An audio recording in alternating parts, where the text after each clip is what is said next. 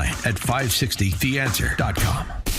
Now, from the Signature Bank Studios. If you're looking for the latest news, insight into what it means, and the sharpest opinion, there's only one station in Chicago where you can turn, and it's this one. We're AM 560, The Answer.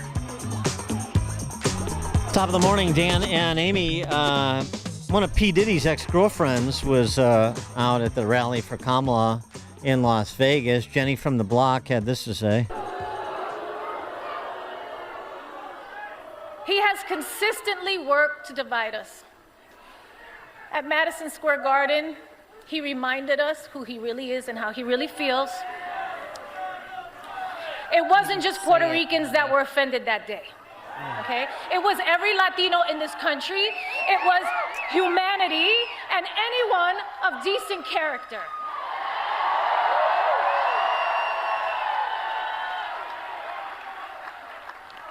Look, I'm a lover. Okay? You guys know that about me. I'm a lover. We know. I am not a fighter. I am not husbands. here to trash anyone or bring them down.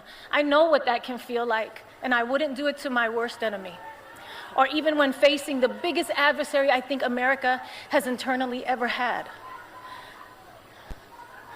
But over Kamala Harris's entire career, she has proven to us who she is. A proud daughter and son of Puerto Rico. I am Puerto Rican. Soy Boricua carajo. And yes, I was born here, and we are Americans. Kamala Harris is Puerto Rican now, too? Here's my response to P. Diddy's ex-girlfriend. I will vote for Donald Trump. Oh my God, I will vote. I will vote for Donald Trump. Oh my God, I will vote. I will vote. I will vote for Donald Trump. The people go out to vote, no fear, no more. Vote for Trump. Let's go. Vote for Trump. If you wanna keep America great, vote for Trump. Let's do it. I vote for Trump. Come on. Oh my God, I will vote. I will vote. Oh yeah, for Donald Somebody give Trump. me a Mai Tai. Played this song on your flotilla, right? Yeah. Florida. Yeah, it's fun. great. J-Lo. J-Lo. People, and guess what? People started booing because they thought she was going to sing, just like Beyonce. They Maybe- didn't sing. They were up there. Maybe they were booing because she wouldn't answer questions about the confrontation she had with P. Diddy the night he allegedly drugged and raped a 13-year-old. Yeah. Yeah, sure. Hence, he's the There's ex-boyfriend. people coming forward that were dating alleged pedophiles. Interesting. I'm sure how did they not know about the freak out parties he had? Freak off. Freak off. Freak off parties, But right? they're freaks. But yeah, freak off. Elizabeth Pipko joins us now. She's a spokeswoman for the GOP, a model, author, activist, proud American. Elizabeth, thanks for joining us. Appreciate it. Yeah, thank you for having me. So we were just talking before the break about this surge at the border, and one wonders and expresses concern that maybe this is organic. Maybe this is the Democrat operatives calling in the reinforcements. What's the party's level of concern about again, people in this country illegally, and maybe as recently as yesterday, voting in this election? So look, what I will say is our party has always been concerned about this, right? Ever since we brought new leadership into the RNC, ever since I joined, our focus, has been on election integrity from day one, right? I get messages from people every single day, thousands of messages over the last few months, obviously, with people telling me they have fears about election integrity. They worry about the safety and security of our election. So for us, it has been a number one priority. We have countless lawsuits going on around the country, several that we have won. Obviously, we've had a lot of victories, especially in recent weeks, because we are fighting with every resource that we have to make sure that the American people can wake up on November 6th, right, regardless of the result of the election, with positive feelings about how safe and secure and free the election was, because that has to be our number one priority here. We cannot have a country in the United States of America in 2024 where the American people are curious or have concerns or worries or negative feelings about the safety of our election. We simply cannot have that. So that has been a number one priority for us, and it's where we've spent a lot of our resources, energy, and time. And I can say that we've invited those from the DNC several times, right, from the Democratic Party, to join us in these efforts, and obviously our calls have not been answered. So what's So there have been some positive movements in the last week in this direction that we're discussing. One is the Supreme Court intervening in Virginia and allowing Glenn Youngkin to remove identified non-citizens from the voter rolls. The other is a state Supreme Court decision in North Carolina that institutes voter ID for those voting between now and, 7 p.m. on Election Day. Are there pockets where there are concerns that things have not gone this direction, that there have been vulnerabilities that have been exposed? There are instances, other than that one-off at the University of Michigan, where people in this country legally or non-citizens are voting. Well, I think there's concerns every single day, right? It's not just about non-citizens voting. It's about citizens in this country actually taking part in things that we think might be shady or sketchy or actually illegal.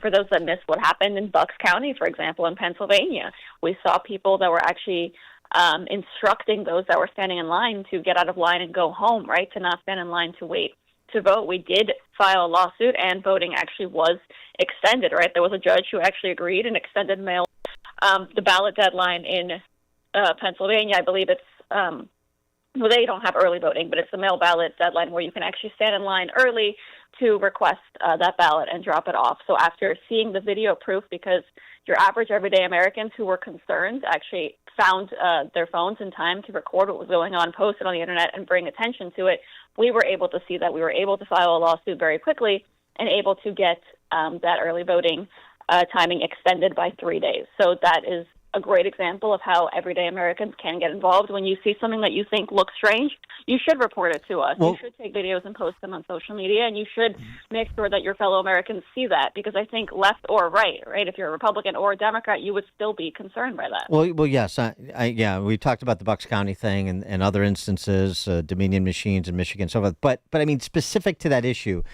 do we know of any instances other than that one Chinese national undergrad at University of Michigan of illegals voting? Has there been any pockets of problems that have presented themselves?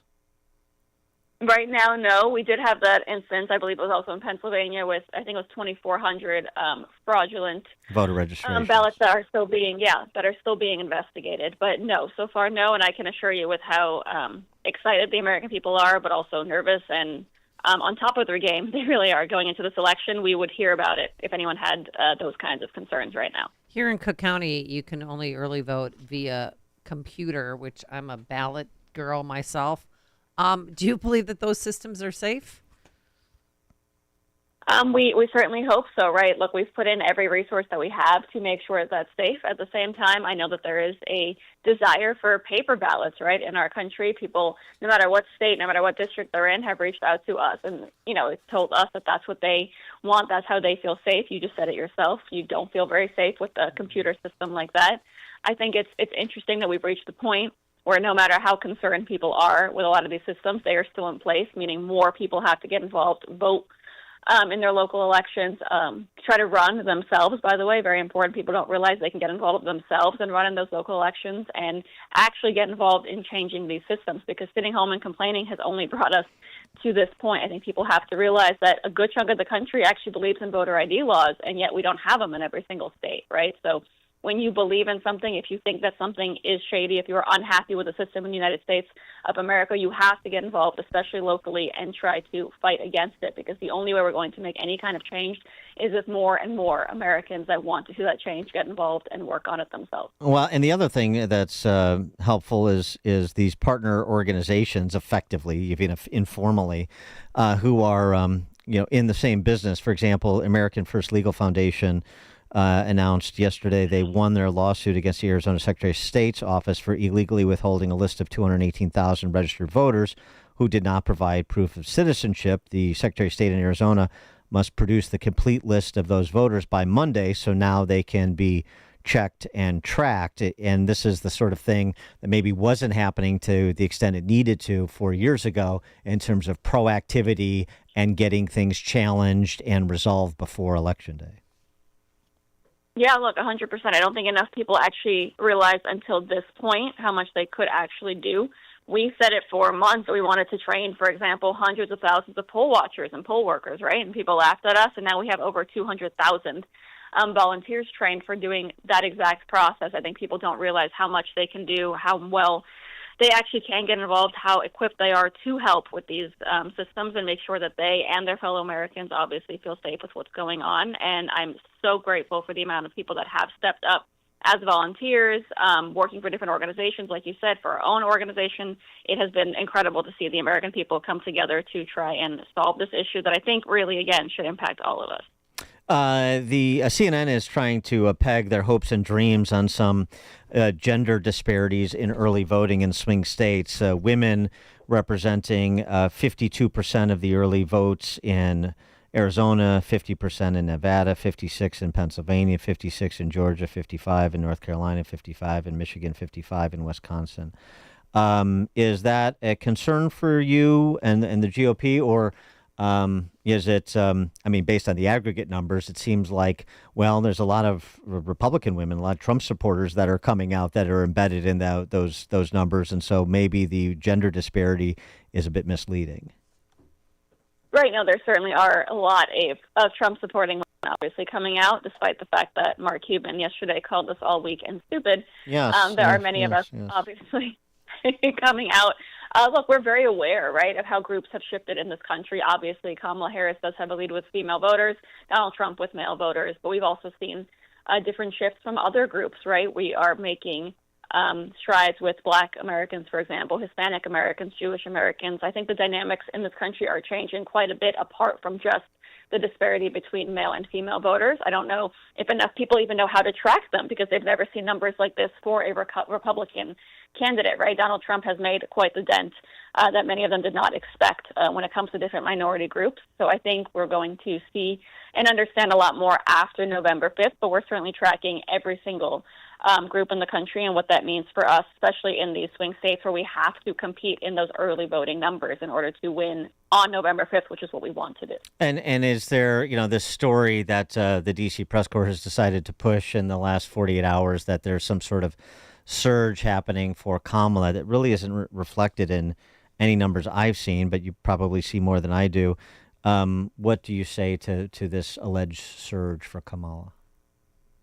All I'll say is that it has been incredibly tight for weeks now. We've always known it was going to be a tight election. We're not going to stop working, obviously, until there is no work left to be done. Midnight, November 5th, obviously, is our deadline to get this done. I think for everyone paying attention, you should make sure that you are voting.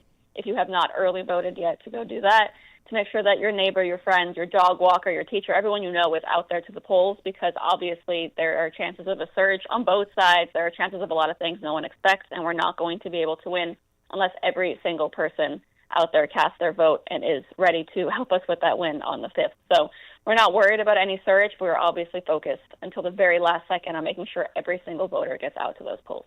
Elizabeth Pipko, GOP spokeswoman, model, author, activist, proud American. Elizabeth, thanks for joining us again. Appreciate it. Thank you. Thank you. And she joined us on our turnkey.pro answer line. The more you listen, the more you'll know. This is Chicago's Morning Answer. Morning Answer on AM 560. The Answer. I'm attorney Stephen Leahy. My father was a union ironworker, just like his father, but while he inherited his father's skill, he did not inherit his tolerance for taking orders from union bosses. He needed a change, something that was his, something where he could call the shots. So he started a janitorial company. His company cleaned grocery stores and airplane hangars, dentist office and construction sites, hardware stores and restaurants. As his business expanded, so did the complexity of managing it, especially the taxes. Preparing tax returns requires records, and Dad just never got accustomed to keeping good records. That was a mistake. It cost him his business. Initially, I followed my father and grandfather and became a union iron worker, third generation. I'm very proud of that legacy. Now I'm a tax attorney. I help business owners